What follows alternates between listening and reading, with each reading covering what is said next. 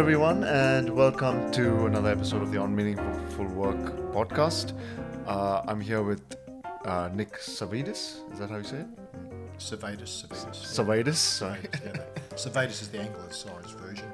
The real version is Savaidis. Savaidis. That's much better. That's the way Greeks actually say it. Yeah.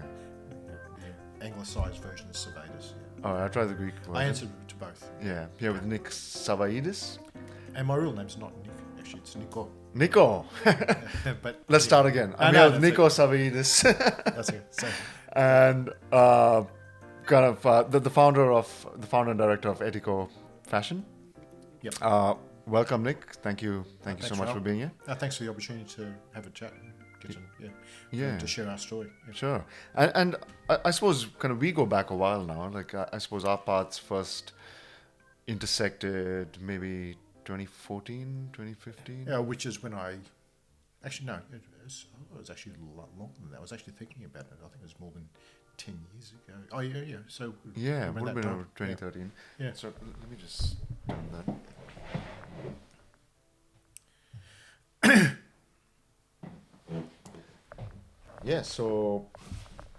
Almost 10 years ago. And so I've been running the business for a few years before we met, but it was still early days. I'm pretty sure it was actually earlier than 2013 because I remember the business really changed after about 2013. Really when I first met you and Leon, it was pretty early days. Yes, yeah. It was before that momentum really kind of built up. Yep. But yeah, it's been a while. Yeah. Yeah. And congratulations on the work that you've been doing, not just with this podcast, but also your events, which I used to attend. Yeah. Are they still going? Yeah, I mean, not as regularly as before, but yeah, we still do them. Okay, I better keep an eye on so I start turning up again. Anyway. Yeah. So maybe let's go back, Nick. Maybe let's go back to your origin story. Where were you born? Where were you brought up? Well, I wasn't born too far from here, just down the road in Carlton.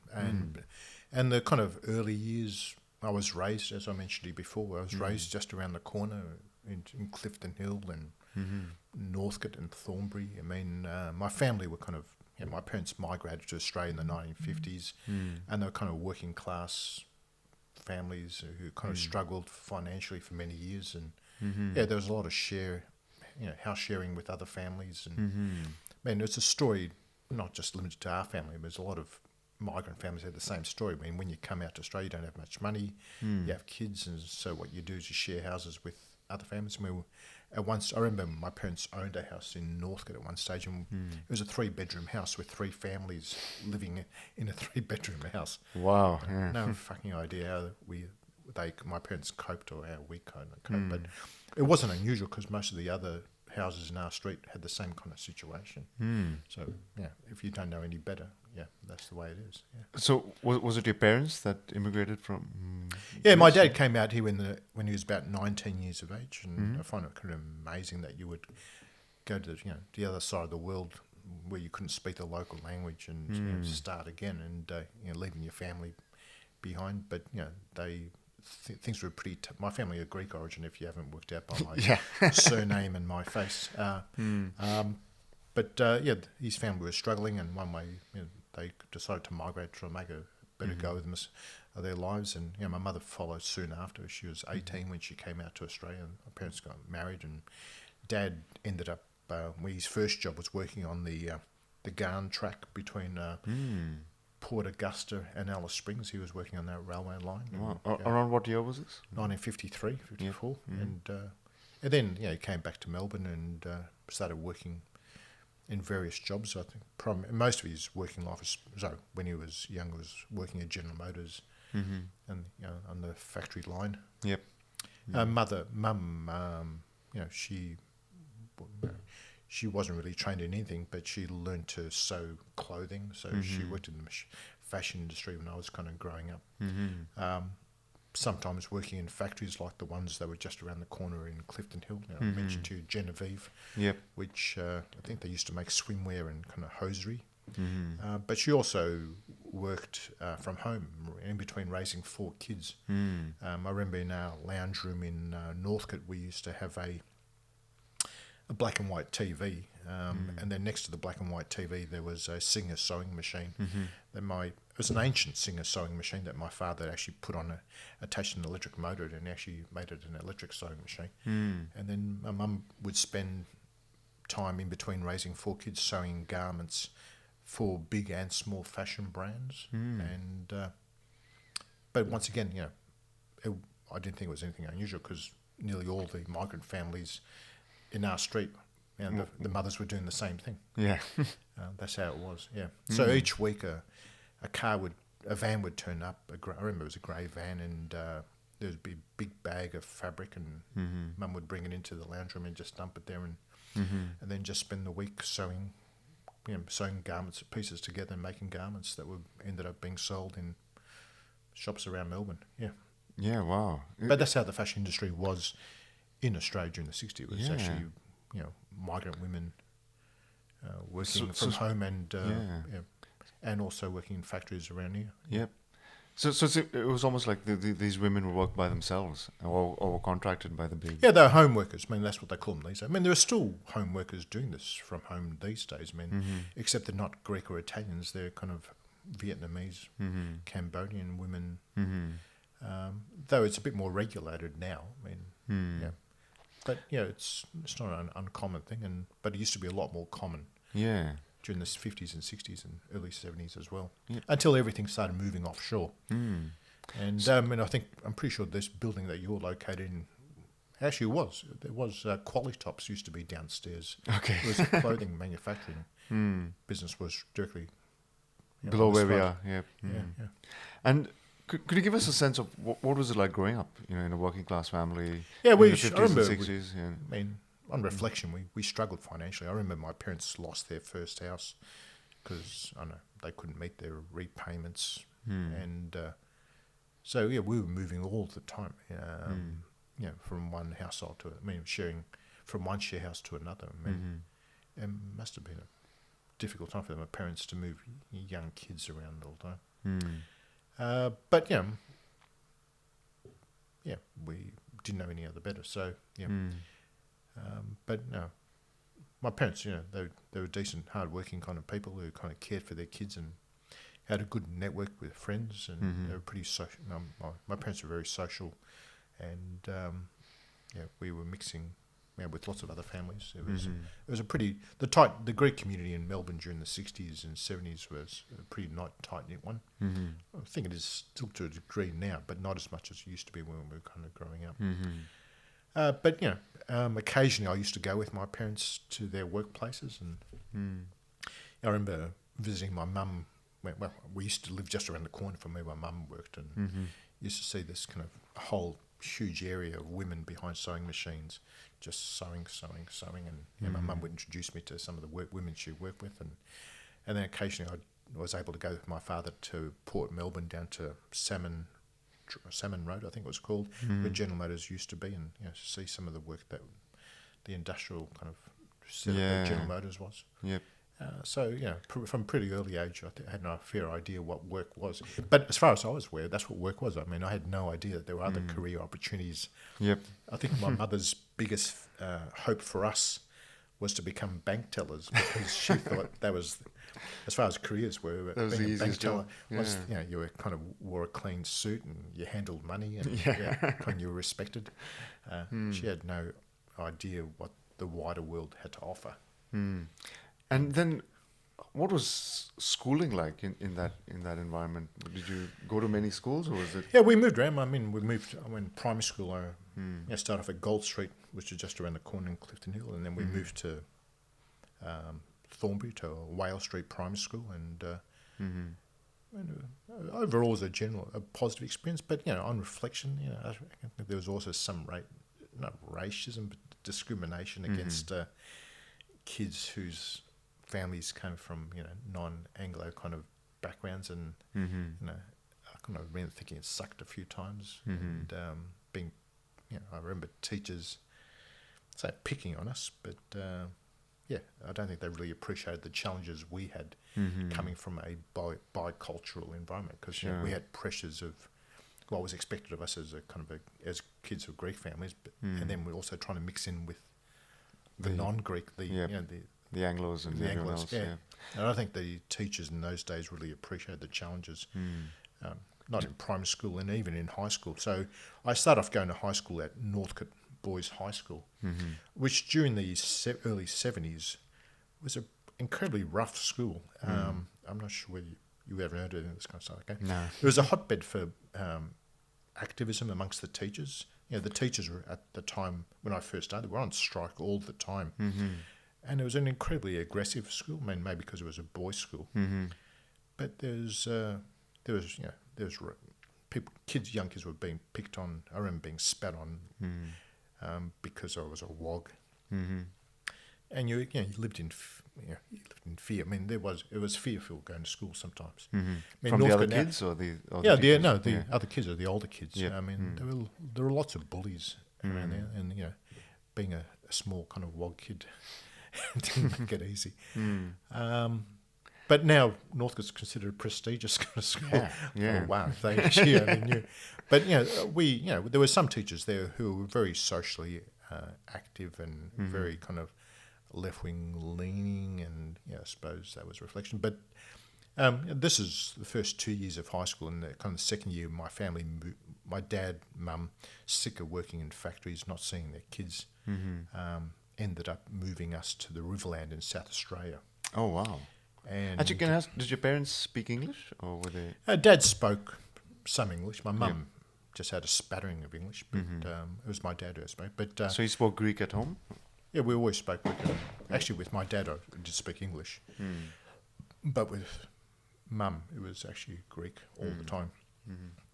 But we moved to the Riverland because, they thought it was an opportunity to get out of the rat race, and there was a very tight-knit Greek community up in the Riverland in South Australia. I'm not sure whether you know where the Riverland is. No, I don't know. It's kind of further west of Mildura, so across the border in South Australia. So, places called Berry, Barmer, Renmark. There's a fruit growing area. And we went and visited some family friends there, and they convinced us that was the place to be. And so my parents bought a property up there and sold their house down in Melbourne. And, it was kind of gave you a different outlook. I mean, I was growing up in the inner suburbs of Melbourne and then moved to the Riverland to see farming life, and kind of a reflection. I mean, when I was growing up, I saw how hard it was for working class families to survive. And then when we went to the Riverland, I kind of realised that farming life isn't that easy. There's another struggle, and I could see how workers in factories were being kind of, I say exploited, but farmers in Australia also you could see they're being exploited as well. Were they also immigrants, or were they mainly native born? The original farmers in that area were returned soldiers from the. So when people came back from World War II, they were given these plots of land, and irrigation was introduced into that area. Yep. So when those guys were retiring or passing away, they sold their properties to migrant families who were moving up into that area. So lots of Greeks and Italians and Yugoslavs and Lebanese in that area as well. I still keep contact with people, friends who are in that area. And now what's happened is that there's a large Sikh community up there. Oh, really? Okay. Yeah. So I think it's pretty common for migrants to kind of follow one after the other. Yeah. And so while this time, while you're moving around and you're going to different schools and so on, was there any interest in what was happening in school in terms of academics? Or I was useless academically. I was too focused on girls and sport, so soccer and cars, to worry about academia. But I mean, one thing I did enjoy doing was reading, and as far as I saw your questions, it kind of made me reflect. So I thought, okay, what are the books? And I remember being pretty impacted by The Grapes of Wrath, the John Steinbeck book. Yep. Maybe because I could relate to it, because we were living on a farm and things were pretty tough. And the immigrant experience and But then I also kind of remember books like Black Like Me. I'm not sure whether you heard of that book. It's a guy, I think it was a guy called John Griffin. And talked about. And I'm not sure whether someone would be able to write a book like that, but it was about some white fella whose skin started going dark, Mm. and then talking about his experiences of Of how he race, was treated. Yeah. I thought that kind of resonated with me. I'm not sure because I suppose I've always had a thing for the underdog, and maybe because growing up, I thought we were the underdogs, and Yeah. I suppose, and that's the reason why I kind of support St Kilda, suffering St Kilda. But no, I couldn't work out why people would treat someone differently because of the colour of their skin or their ethnic background. Mm-hmm.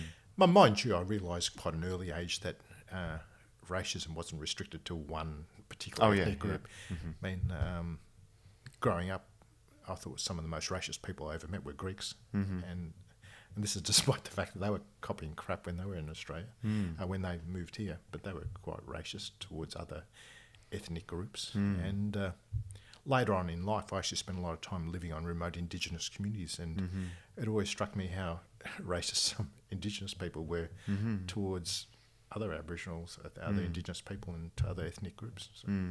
So yeah, it's a common thing. I found that pretty interesting. But as far as school is concerned, I wasn't very academically minded. I mean, I was lucky to scrape through it. But it wasn't until after I was going to fail year 12, and somehow I was able to convince my father to let me move back to Melbourne and go to back to Northcote High School and and see if I could actually complete year 12 there. And I did that, and luckily I actually met some teachers, a couple of teachers who showed some interest in me, and they kind of supported me and encouraged me to with my reading and kind of helped me with the areas that I was weak at. And so there's some good teachers. There's some lousy teachers at that school, but there's some really good ones as well, and they helped me kind of go along as well. So I managed to get through year 12 and ended up taking a year off and travelling around Europe when I was just after high school. But then we came back.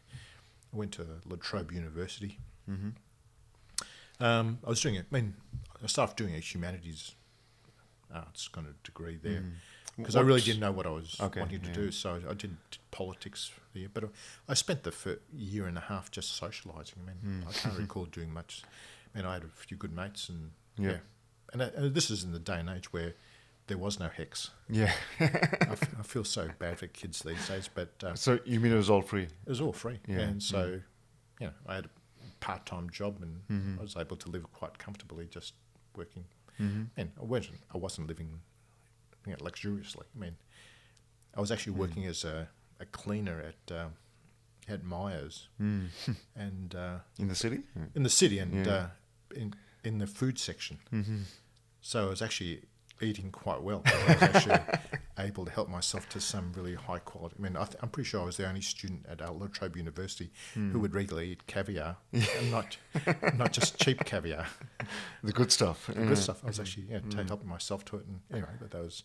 I think soon after, Maya kind of wised up and started introducing some serious security measures. But so through that time, the different part-time jobs that you have, does anything stick out for you from that time in terms of the jobs you did? And I didn't. I mean, I did pretty basic. I did a lot of cleaning and working in restaurants and things like that. It was a pretty tough gig. I mean, they weren't easy jobs, especially getting up at 5 o'clock. Well, actually, I was getting up at 4:30 to go to do a cleaning job that started at 5:30. And then having to go to university after that. So even though I was interested in a lot of sustainability, green issues, I suppose I didn't have the energy or time to actually get involved in it. But I remember I did get involved with Amnesty. I think even though I was interested in kind of green issues, I was more passionate about social justice issues. And I had a few mates who are from Zimbabwe and kind of learnt about the mistreatment of blacks in Rhodesia. This is before Zimbabwe became Zimbabwe. It was still Rhodesia. And I was kind of involved in some anti-apartheid kind of campaigns when I was at La Trobe University, and then also got involved with Amnesty International. But I was, once again, I wasn't very academically kind of focused, and I dropped out, went and worked at the immigration department as a clerk, until for a couple of years, saved up a bit of money, And I decided I really didn't want to be a public servant, so I thought, what else could I do? And I don't know, I was interested. I knew I had some interest in media, but I couldn't get into the filmmaking course at Swinburne. So the next best thing that I can get into was a media course at Melbourne State College, which is now part of Melbourne University. But I was one of those guys who had fantasies of kind of careers in the film industry, but never had the creativity nor the discipline to actually do anything about it.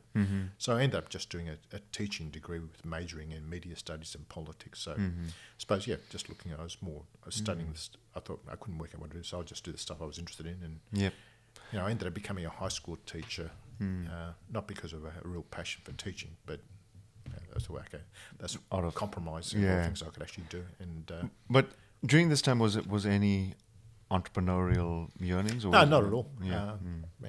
And I'm reflecting. I wish I had learned a bit more about running a business much earlier and got involved in it. But no, I was just kind of enjoying being at universities. And I suppose at the time as well, like entrepreneurship wasn't as cool as it is now. Like it was. No, it was actually the opposite.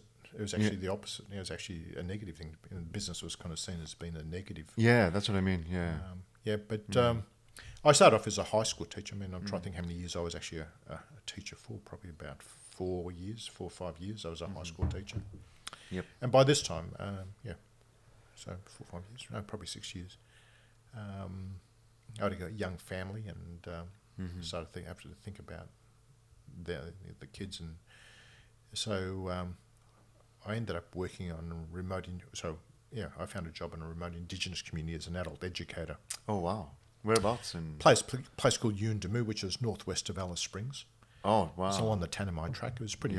And I had family, a cousin of mine and her husband had moved there earlier, and we had visited them. And, I mean, when you first turn up in the community, it was a bit of a shock. It was like... And to put it bluntly, it was actually like stepping into the third world. But then you got to know people in the community and see how things happen. There was a bit of a vibe and it seemed like interesting kind of work. So when a job opportunity came up there, I applied for it as an adult educator. So, I was employed by the Northern Territory Open College of TAFE to run literacy and numeracy programs. But when I got up there, I was told not to rush into running the programs, just to let the community get to know me and get to know the community. And the feedback I was getting from the community members was they couldn't see the point of running literacy and numeracy programs in the community because there was no jobs. And I had a word with my boss at the time, a guy called Peter Toyne, who happened to be married to my cousin, and he'd actually done my job before I'd actually got there. And I said, look, this is the feedback I'm getting. And he said, well, what jobs could we actually start in the community? I mean, I had no experience in business, and neither did. I'm pretty sure neither did he. But we started looking at simple things like setting up a community laundromat. I mean, it was a town of about 700 people, and 700. Yeah, and the only people who had washing machines were the non-Aboriginal people, including myself, my family, and I. So this is around the 80s or late 80s, 1989. We moved up there, and. People were having to do much of the washing by hand next to a tap. Yep. So I remember cornering a politician who had flown in there on one of these tours that politicians often did.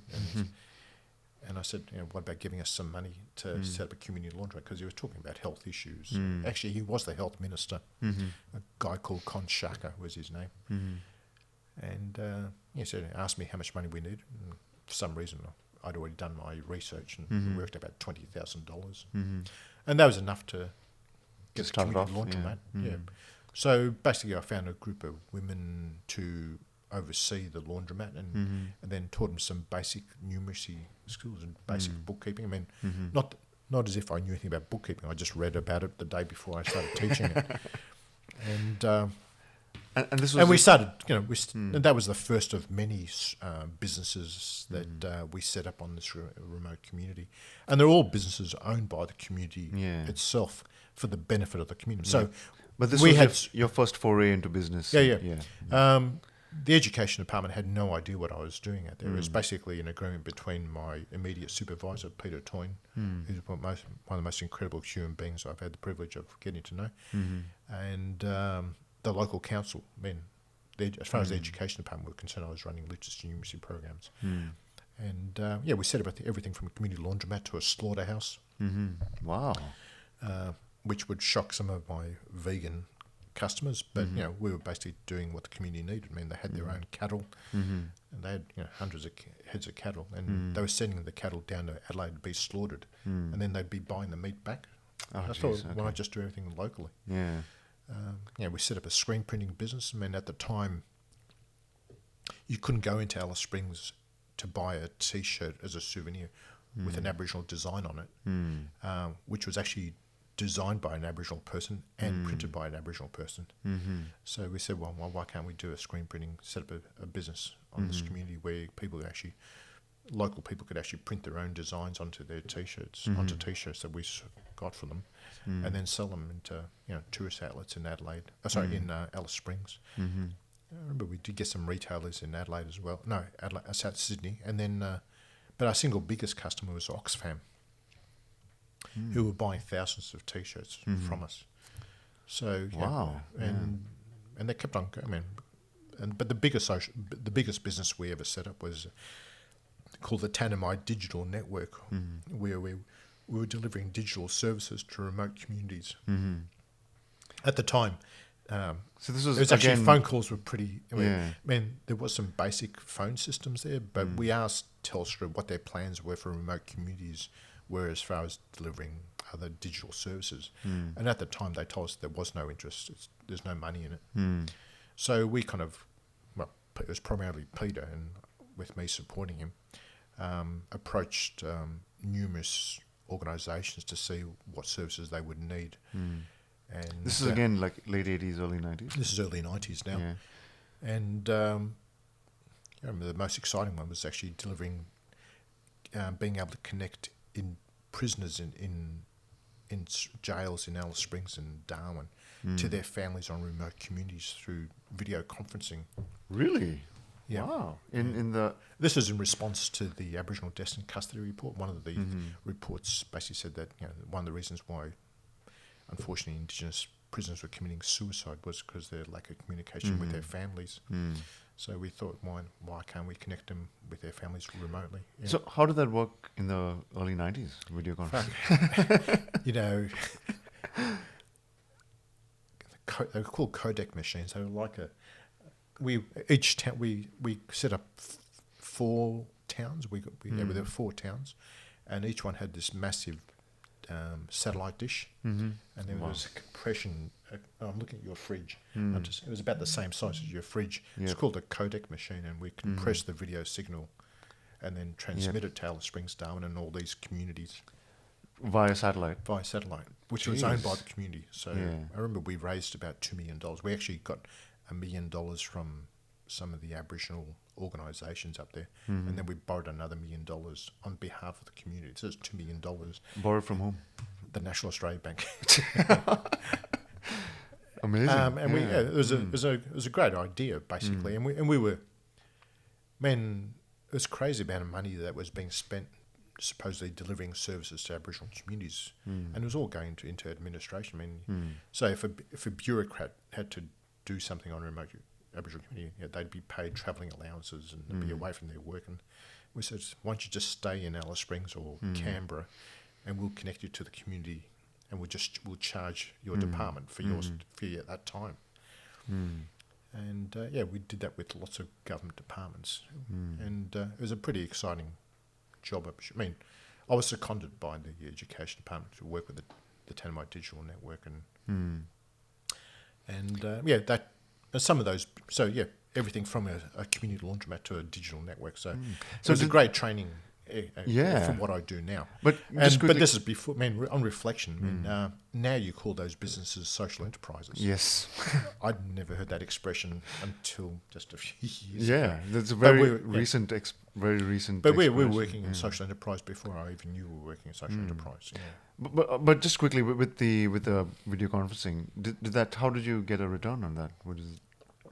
Yeah, well, we're charging other Okay. organisations to use time on the network, so we were Yep. charging, I think it was around $300 an hour or something like that, which at the time was quite a bit. But it was saving government departments quite a bit because they weren't having to pay travel allowances. You know, their staff would stay in Alice Springs and wouldn't have to disappear for a few days. And we were even selling art because Yuendamu was famous for its artists, and we were connecting art centres, art galleries in Europe to the artists in the community, and they were able to sell the paintings and tell the story about the paintings.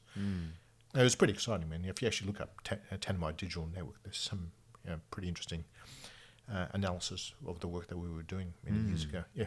And that sounds incredible. But also, did that then spark something in you in terms of, Well, then I remember also at the same time, I remember reading a book called The Ecology of Commerce by Paul Hawken. Okay. I'm not sure, he's written a few books since then, but I remember he was talking about,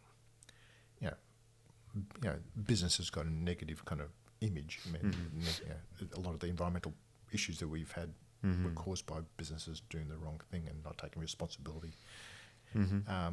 But it also could be business who could do something positive. And especially if there's a profit mode, that you could actually business do something kind of positive. And I thought, well, I could see it. We're doing it right in this community. I mean, we were creating income for people who didn't have opportunities to create income. I mean, we were giving them kind of pride in their work because they were able to tell their stories to art centres around the world and getting media attention. People printing their designs on T-shirts and selling them to consumers all around Australia. And it was a real buzz. And I did that for 6 years. And when I came back to Melbourne, and we had to come back because my kids were kind of getting into, they were going to primary school, and I was under pressure by my in-laws to bring the kids come back to Melbourne. And I thought I'd probably be able to find work with some of these large NGOs, but I applied for a few and I was unsuccessful. One of the dark secrets in my life is that I actually worked in real estate for a period of time because I couldn't. Yeah, because after I wasn't successful. That's okay. We'll edit that bit out. But so selling real estate? Or? Yeah, my father-in-law owned a real estate business, and he gave me some work until I decided what I wanted to do. I can't say that I really enjoyed it, but I found it interesting as far as learning how to sell, which is useful for what I do now as well. That's a key skill. Business, I actually ended up being a sales manager for him, so that was a skill, man. No matter what you think of real estate, man, it was a learning experience. I've learnt a lot doing lots of different things. I mean, I'm trying to work out what I learned from being a cleaner, but apart from the fact I just appreciate the work that cleaners do. After doing that for a couple of years, so I was unsuccessful in getting jobs with Oxfam and World Vision and all those kind of groups. And I thought, why did you want jobs with them? Well, I liked the work that I've been doing on the communities, and I thought I could do something similar there. But and more often than not, I was actually told I lacked the postgraduate qualifications for the roles that I was actually applying for. And then, after working in real estate for a couple, I thought, what could I do? And I started hearing about this fair trade movement that was happening around the world, but it hadn't been introduced into Australia. And then, so place us in time now. So this is around the late 90s, or late 90s. Who was it? I also started reading Adbusters. I'm not sure whether you know the left-wing publication Adbusters. It's a magazine which kind of uses the approach of marketing. They're very kind of, they understand the marketing game, and they were basically taking that kind of ability and applying it to social justice and political issues. And they were talking about the evils of the big sports brands. I mean, and talking about how we can talk about how evil or bad these companies are, but the reality is people are still going to keep on buying clothing and footwear. So we should actually offer people a genuine ethical alternative. I thought, fuck, that made sense to me. And I reached out to them and tried to... They talked about a product called the Black Spot sneaker, which was going to be the world's first ethically made sneaker. So before we... Just so people understand, how do you define ethically made? Is it... Yeah, I'm no expert in that kind of area, but one of the people I got to know through Ad Buses was a guy called Jeff Ballinger, Yep. who basically the godfather of the anti-sweatshop movement. Okay. He's the guy who went into the factories in Indonesia and Taiwan, I think, definitely Indonesia, and exposed Nike. Yep. Yep.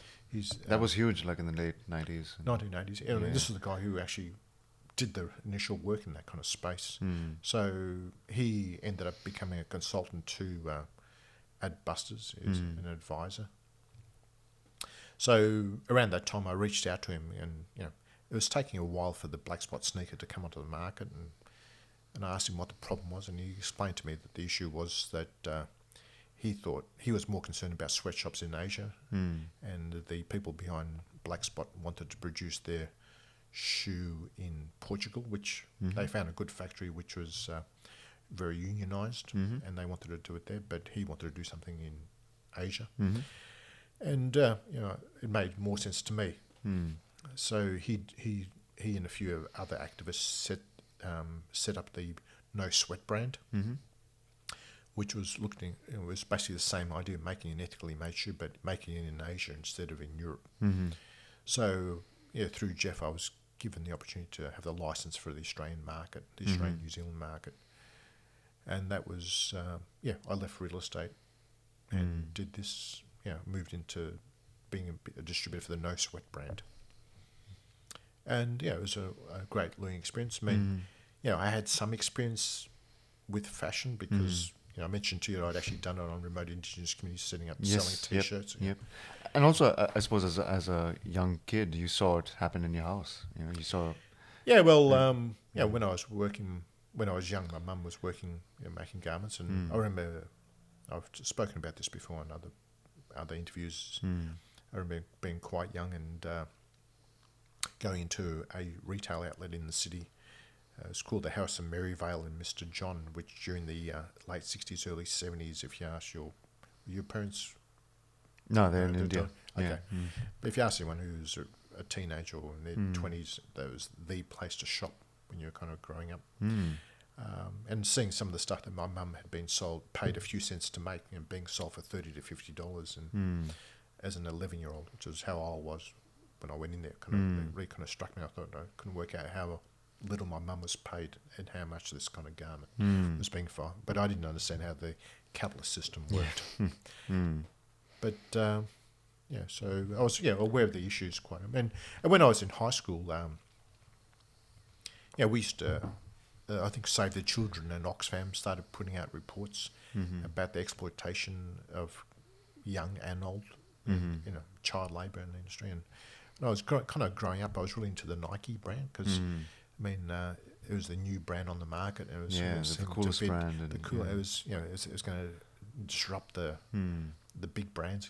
Nike, Adidas and Puma were the big kind of established brands, and Nike was going to really fuck them up, and I thought that was really kind of cool. And then I was kind of remember being pretty pissed off when I was at university, coming across an image of a young girl stitching a Nike soccer ball. I thought, not as cool as I thought it was. And, so I spent most of my time when I was at university only wearing second-hand clothing. Because of these reasons? I know, much to my parents' disgust. My parents, who really struggled, the last thing they wanted to do was see their kids wearing second-hand kind of clothing and footwear. But they didn't understand. I mean, there's no point in trying. But I was pretty upset about that when I was kind of growing up. So I used to go into shops and ask them, ask retailers if they could, if they were sure that there was no child labour in the stuff they were selling. But most, staff in shops had no idea. And you speak to the managers, and they had little interest in this kind of stuff. So I thought, but what do you do about it as a high school student or as a university student? So wearing second-hand clothing was my answer for a while. But even that, after a while, I got sick of wearing second-hand clothing. But then, so take us back to maybe your distributor for the the No Sweat. So I did try to get the Black Spot, the distribution for the Black Spot sneaker. But it took too long to come onto the market, and by that time, No Sweat was introduced in the market, and I had the Australian license for it. So that was around 2003. And it was in the early days of online retail. I remember we had a website. I can't remember whether there was no online ordering system. People just sent us emails. Yeah. But I remember selling about 13,000 pairs of sneakers over email. 2 years. Yeah. Just working for my garage. Wow. And I figured, and as much as I love and respect the work that Jeff did, as well as the other guys, they were activists first and foremost. They weren't marketeers or shoe designers, entrepreneurs. And I thought, all right, am I really going to risk everything I've got financially and risk my family's future on these kind of guys? And I was also getting a bit frustrated that I was paying them a percentage. They'd buy the product from the factory and charge me an extra percentage. But I was having to develop my own marketing material, and I thought, bugger this, I'll just do it myself. Yep. And we came up with the Etiko brand. So, this is about 2005. So, Etiko... And actually, I didn't go straight into making footwear, even though that's what we're best known for. We actually started by introducing fair trade sports balls onto the market. Oh, really? Okay. So the first fair trade products that we did were sports balls. The use of child labour in the sports industry is pretty well documented as well. Yep. I actually forgot the question you asked me. But no, just on the trajectory you're on. Like you started Etiko. So Etiko started off as a sports ball brand, and we were selling the Etiko sports balls at the same time as we were selling No Sweat. And then I just switched that off. Yep. I was talking to the people who distributed the No Sweat brand in the UK, and they were also feeling frustrated about having to develop our own marketing material. And they told me about how they'd found this factory in Pakistan that was making fair trade sports balls, and did I want to be part of that kind of? I thought, I do, but I'm not going to do it under, because they wanted to set up their own brand. I thought, no, I'll do it under my own brand, and I'll pay you guys a license fee for managing that supply chain for me. So we did that for a couple of years, selling No Sweat and selling fair trade sports balls. And then we thought, why not ask the people who are making our sports balls if they could actually make sneakers as well? Because I thought, if you're stitching a soccer ball, you probably stitch it's not footwear. much, not too much of a leap. And this was in Pakistan. Pakistan. And so the company we were working with, who were buying the balls from, invested in some second-hand equipment they got from Indonesia. We organised some training for them in making footwear. And then we started buying. We dropped the No Sweat brand. I dropped the brand and just expanded the Etiko into footwear as well. And just gradually increased the range of products. So we started with Etiko sports balls into the Etiko footwear. And then around 2008, fair trade cotton became available. And we started expanding into clothing and T-shirts and hoodies. And then eventually, 2010, I was also finding that people were confused whether Etiko was a sports brand or a fashion brand, because we had our street fashion kind of look, but we also had a sports ball. So we thought, bugger it, we'll split the brand and create a separate sports brand. So, I mentioned too that I work on indigenous communities, and I was keen on coming up with a name which had an Aboriginal name for a sports brand. And as someone of Greek origin, I was always kind of pretty cheesed off that Nike was using the Greek word for victory. And it's actually they were using the feminine version of my name. Oh, really? Okay. Nikki is not the feminine version of Nico. Yeah. And I thought, they were using the Greek word for victory, and I thought, what's the local Aboriginal word for victory? And I was talking to the guys that I was working that I knew from Yuendamu, and they said, Jinta. Jinta means victory or number one. And I thought that sounds like a good name for a sports brand. So we came up. So at one stage I was selling Etiko street fashion and Jinta sports gear. Okay. Yeah. Yeah. So I think that's when I met you. That's right. Yeah. At that time. I just got I suppose, a bit of a technical question. Like when you talk about, say, supply chain and maintaining an ethical supply chain, is it mainly just setting up the factory, making sure that's fair trade, or is there other points along the line that need to be considered? Yeah. I've always been interested in environmental issues. I mean, I was always aware of the environmental impact of what we do as consumers. But my prime concern was the way workers were being treated. I mean, the use of child labour, sweatshop and slave labour in the fashion and sports industries is no great secret. And that it never really sat well with me. So what I mean by ethical is making sure that workers are treated kind of fairly and that there is no child labour. I mean, I know there are reasons why child labour exists, but I've yet to meet an adult, a parent who wants their kids working. I mean, I've travelled extensively through Pakistan, India, and Sri Lanka. I've never met a parent who doesn't want their kids to have an education, to have fun in their life, and so out of desperation that these kids are sent off to work. So we were looking for factories who would abide by the fair trade standards. So they would have to. We had to find kind of factories which allow workers to join unions if they want to. To be treated with respect, and that their rights would be respected, and work them towards achieving the living wage, because there's a huge difference between the minimum wage in a lot of these countries and what the living wage is. For sure. Yeah. I mean, do you want to go into that discussion about the difference? But sure. I mean, I'm amazed by how many kind of groups who are supposedly interested in social justice buy merchandise from organisations that pay the minimum wage in Bangladesh, and that minimum wage is about a quarter of what the living wage is. Even for Bangladeshi standards, yeah. So I mean, it's pretty well documented, and that's got to change. So I mean, I'm not sure how much longer we got in this discussion, but we've got time. Yeah. Can we? Okay. I'm not sure. Okay, where are you going? We've heard about the Rana Plaza tragedy. Yes, that was in Bangladesh. Yeah, it was in 2013. Yeah, about 1,000 people died or something. Yeah, I think just under 1,200 were killed and about 2,500 were injured. Yeah, and out of that tragedy, the Australian Ethical Fashion Report was introduced. Yep, and they started looking at the supply chains. I think they started by looking at the supply chains, about 112 different brands in Australia. And in 2013, only one brand could prove that they paid workers living wages, as well as paid farmers a fair price for their cotton. And that was Etiko. Actually, and Jinta. So both my brands got an A+ for ethical production in 2013.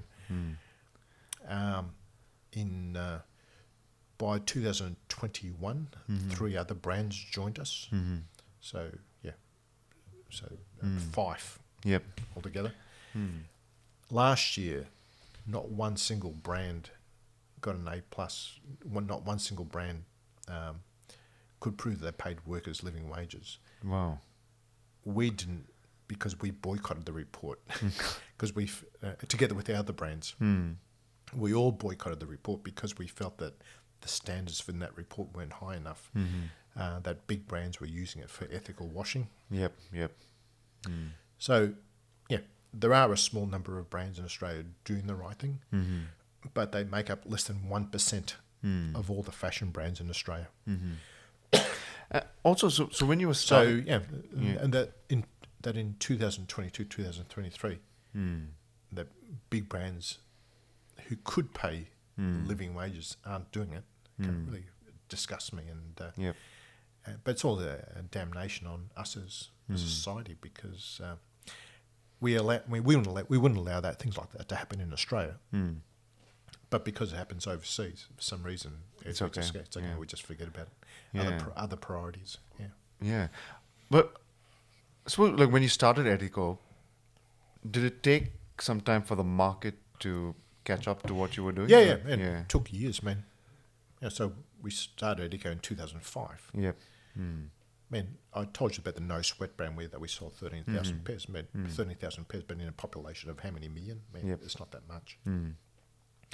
Those kind of people were the early adapters. The reality is that the market has only started catching up to where we are now, and it's still got a long way to go. I think on reflection we were probably 10 years too early. Mm-hmm. Yep. And which made it really challenging because, when I first started, I don't think a lot of people believed what we were saying about what was wrong with supply chains, about how workers were being treated or mistreated, or how workers were being underpaid, or the negative impact on farmers in developing countries. Mm-hmm. But, it took the Rana Plaza tragedy to happen before things started changing. And that was not the first industrial accident in the fashion industry, and it wasn't in the last one. I mean, if you just Google fashion industry disasters, you'll find them as recently just a few months ago. I mean, it's a kind of regular occurrence, just that, and not that kind of scale. And it's a damnation on all of us that we allow that to happen. Yeah. And we got wardrobes full of shit that we hardly wear. Yep. And it's we have the wardrobes are full because they're all cheap, and they're cheap because people are being screwed and the environment's being screwed.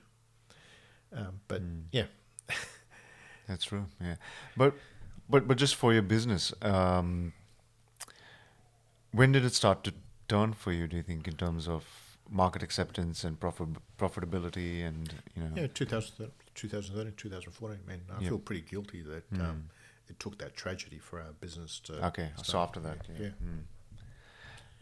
This is another a bit of a tangent, but maybe going back to what you said in your time in the Aboriginal communities. You mentioned, your cousin's husband, Peter Toyne. Yeah. Yeah. You said he was one of the best people you ever met. Like, why? Well, it's incredible. I mean, he was a true inspiration. I mean, he still is. I mean, I still see him regularly. Okay. And incredible intelligence at a completely different level from other human beings. But apart from that, a genuine concern for his fellow human being. And, man, he's worked his guts out for the communities that he used to work. I mean, he was working on remote indigenous communities for 30 years. And I can see the love the communities had for him as well, because they'd do anything for him as well. So much so that he got elected to Parliament in the Northern Territory and become the Attorney General in the Northern Territory. Oh, wow. Okay. Where he worked even harder for those communities. But he showed me that you could actually contribute just to your local kind of community by being selfless and working smart. And I just wish I had his intelligence, but he was a master at applying for grants and doing submissions. And he gave me a lot of support, when I was working on remote communities and guiding me and giving me feedback, even if it was negative sometimes. But I trust him totally, And I see the communities still love him and got him. Okay, I mean, his brother was actually Philip Toyne. I'm not sure whether you ever heard of Philip Toyne, but Philip was one of the early activists, indigenous right activists. He was actually the lawyer who worked with the Mutijulu community to take back Uluru. He ended up becoming the founder of Landcare Australia, and he also was the head of Australian Conservation Foundation. Yep. So I got to know him through Peter, and so the two of them had a big influence on me as I was kind of growing up. I mean, they were a few years old, maybe 10 years older than me. So, and coming from a working class migrant family and being exposed to these kind of guys, so wow, it gave me a different perspective. Yeah, life. All right, Nick. Just got a few wrapping up questions. That's right. We're coming to time, but we've talked about pretty much your whole journey from growing up in Melbourne in the 60s, and all your adventures through uni and the remote communities. As I suppose as you reflect on that, and as you think about what you're doing now with Etiko, what stands out to you in terms of influences? In terms of like this, when you think back on your life, like this really helped me do what I'm doing now. I suppose on outlook on life. I mean, I mentioned that. The Grapes of Wrath when I was kind of growing up, and kind of other books that influenced me quite a bit were The Catcher in the Rye. I mean, how did that influence you? Because I can really relate to Holden Caulfield and the way he saw adults and other human beings, and I think I still, I I've read the book a couple of times since then. But Yep. I can see even now my attitude towards life and other people is been influenced. They're by all that. phonies, and Yeah. Yeah. And I still see a lot of phonies out there. I mean, I find it kind of frustrating that the amount of ethical washing that's going on at the moment, and greenwashing, and it concerns me because it dilutes the work that the people who are doing the real good stuff is. It's disrespectful for that kind of work. But what do you do about it? Yeah. Now, what was the question again? No, just reflecting on your life. What are the key influences that? Yeah. Well, the thing is, with Etiko, and we've created a brand which has resonated with consumers, not just in Australia, but kind of internationally. I mean, I'm staggered when we get orders from Denmark or South Korea or the United States on a regular basis. And I've actually found that kind of interesting that we've taken this idea of a brand that stands for something, and that it's actually resonated with people all around the world. I found that, and I look at some of the other brands. I mean, the Black Spot sneaker, even though it took a long time for us, I mean, it did actually finally get off the ground. I really respected the work that they kind of actually did. But trying to think of other people at the moment who influence me now, but I know there are a lot of people out there that I meet who are really kind of totally selfless and are really passionate about the same kind of issues that I am, and I don't spend enough time mixing with them, but I respect them from a distance. Yep. I mean, and I've heard some of them on your podcast as well, so that's kind of great. Yeah. But it's trying to work out how we. So, for those of us, my journey, how long it's taken, we still haven't got the brand to where we've wanted to be. And, I still haven't worked out the secret to actually scaling the business up, and that's been a bit interesting. And I suppose, like, when I first met you in 2014 or wherever it was, I was kind of in awe of your persistence. What do you attribute that to? Yeah, there's a number of factors.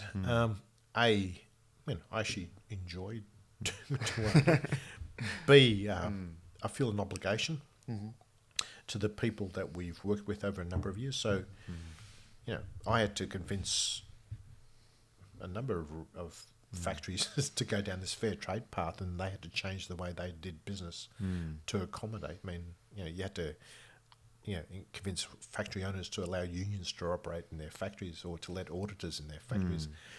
It took a gamble on their behalf to do that. So I feel an obligation to help them achieve something in return. But each time I've gone to Pakistan, India, and Sri Lanka, I've got to know a lot of the workers and the farmers in our supply chain, and some of them I actually visit repeatedly every time I've gone there, and I can see the impact it's had on their lives, and they tell me about their dreams and aspirations for themselves and for their kids. Yeah. So you feel like there's an obligation there. Yeah. Yep. And on top of that, my wife and I were debt free when I first started. Okay, that helps. and we're no longer debt free. So they're all kind of strong motivations. So that obligation to the people who've supported us, the factory owners, you can see the impact it has on people in our supply chains and our own kind of investment in the kind of idea.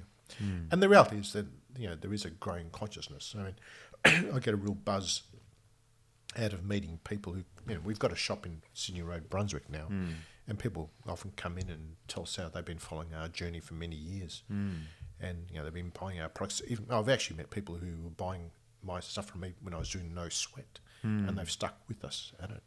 Wow. And I don't know there's too many brands out there who've got that kind of loyalty from people. I mean, I think Etiko is more than just a fashion brand. We're a values brand that actually stands for something. And people are buying into what we've actually trying to do. Just that we need to get a lot more people. I mean, I'm trying to work out how do we get to the next level where we can take the brand more into the mainstream, and how do we get to them. And I've been, I've been working with one arm and one leg tied behind my back since day one. I've never, I've bootstrapped the business since day one. And I haven't been able to do what other brands do, is to build a team around me, which I failed to do. I'm thinking about all the things I haven't done, and one thing I should have done earlier was build a team of other people around me who can actually help us kind of grow and have skill sets that I didn't have. Yep. Secondly, I should have actually raised equity much earlier. So that's part of the next step in my journey, is to actually raise equity, because even though we are profitable and we are sustainable as a business, we need to kind of scale up to kind of create the kind of impact that we need to be actually achieving. How many employees do you? At the moment, 3. 3. Okay. Yep. And it's 3 when you first met me. Yeah, that's true. Yeah. It's still 3. I mean, I suppose we work a bit smart. I mean, when you first met, we used to do our own warehousing. Yes. We don't do. We do. We use 3PL for that third-party logistics. So, and we do have people, freelancers, working for us as well. And I learned a long time ago that you can't expect people to buy products simply because you're being eco-friendly or ethical. I'm not sure whether you noticed our pricing, but it's basically the same price as equivalent quality brands. And the way I can do that is by keeping my overhead. I mean, I'm pretty sure I'm one of the original leaders in the lean business models, because I've never known any other way of doing it. But you can't get much leaner than what we've done. But it'd be nice to have a lot more resources. So, the next step in our journey is actually to find investors who can see the potential for our brand, not just in Australia, but internationally. Yep. And over the next few months, we hope to launch a crowdfunding for equity campaign. Or we're also open to talking to private individuals who are interested in impact investment as well. But it's something I should have done years ago. Yeah, hopefully people who are listening to this can reach out to you. And we're not too hard to find. So Etiko, the website etiko.com. I'll put the links in the show notes as well. But if anyone, and I'm actually interested in also talking to people who've been able to take a small idea and scale it up. Within this kind of fashion space, I haven't come across too many. I've seen a lot of ethical fashion brands come and go over the years, and I think one reason why we've managed to survive is because of that always been a lean business model. Yep. But we've also built our own kind of community. So we've got about 27,000 people who get who receive our newsletter. There's about 11,000 of them open it on a regular basis. But we can sustain ourselves within that community. Just we want to scale it up a lot more. Yep. So if we can encourage people to sign up for our newsletter or visit us at our shop at 536 Sydney Road, Brunswick. And I'm not sure if there's anything else you wanted to ask me today. One last question. Yep. This is the name of this podcast is the On Meaningful Work podcast. Yeah. So what does the term meaningful on meaningful work mean to you? Yeah. Well, so I was thinking, you warned me about this question. I did, yeah. I was thinking, when I was working as a cleaner, did I actually find meaning in that? And the reality is no. When I worked in real estate, did I find meaning in that? And the answer is no. But did I find meaning in the business? When I was working on remote indigenous communities, and the answer is definitely yes, because I could see the impact I was having on other people's lives. And the same applies to the work that I do with Etiko. For me, it's actually doing something which is doing more than just bringing income in, but actually contributing to making someone else's life a bit easier, or doing something positive for the environment. And so kind of suppose running a business which helps you apply your values or your goals or your mission. And I'm not sure. I mean, I hate these kind of questions because it means I've got to think. But I think that's a perfect answer. I'm just more interested in just doing stuff that I actually believe in. But I mean, I'm sure there are people in the audience who are doing stuff that they could get meaning. They would love to meet someone who is working as a cleaner and finds meaning in that role. But but I think it's kind of what you find meaningful is just seeing the benefits it has on other people rather than just selfishly for I yourself. also find a buzz to see an idea, that a seed that I planted many years ago kind of grow into something which is resonating, into something which a lot of people see value in. I mean, I can't believe how many people because I've been operating for quite a few years now, how many people have actually come up to me and said, "Oh, I heard you talk at my high school or my university years ago, and I've kind of become more conscious consumer since then." Yeah, and even last week I was at a presentation for the sports industry, and this young person came up to me and she remembered me giving a presentation at Monash University, and now she's working in the sustainability area as well. Yeah, there's been quite a few of them. I'm not saying that I'm not responsible for it, but had some kind of influence. And we actually featured in quite a few high school and university textbooks as case studies on social entrepreneur or sustainability, design sustainability. Yeah. Which, I mean, I couldn't imagine when I first started Etiko that it would kind of get to that kind of level. Yep. But it still feels like it's only just starting. We're just, the market's finally catching up to us. But the other thing that's happening is, because there is a growing market for this kind of product, there are a lot of dodgy kind of claims being made by lots of other brands. I mean, some major brands claim that they're kind of ethical as well, but when you scratch the low below the surface, you realise there's not much there. And that, but the industry is ignoring the brands who are doing the right thing. I mean, there's Outland Denim up in Queensland, there's Mighty Good Basics in Sydney, and there's Etiko. And when I hear people talking about sustainable, ethical fashion, no one seems to mention those brands. Yeah. But they're the ones who are actually doing it the real way. Yeah. But Nick, I think, like I said at the start of the podcast, I've known you for about 10 years now, off and on. So we haven't really, but I really do admire your persistence. And because I think at the time when we first met, you were going through, I think, a few struggles with the business, but just to see you come through that, and now... Yeah, because at the time, the market wasn't ready for us. Yeah. It's basically, But I really... This is an incredible brand that you built, and I wish you all the success with it. I know, I've got a respect for the work that you've done as well over many years, and with your conferences, your events, and your podcast as well. So keep it up, and will do. Yeah, interesting to see where we are in the 10 years time. In the next 10 years. Yeah. Cool. Thank you, Nick. Thanks to you. Bye. Bye. Thank you for listening to this podcast. If you're enjoying and are learning from this podcast, please subscribe on YouTube, Apple, and Spotify. A great zero-cost way to support us is to leave a review on Apple Podcasts and Spotify.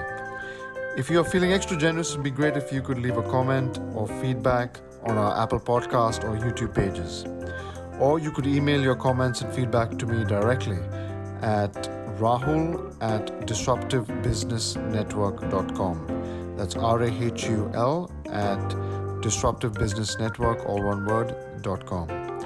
Finally, a big shout out to our producer Dan Scahill for his work on the keys, and to Vashti Civil for writing the original music for our theme. Until next time, this is your host, Rahul Sohn, signing off.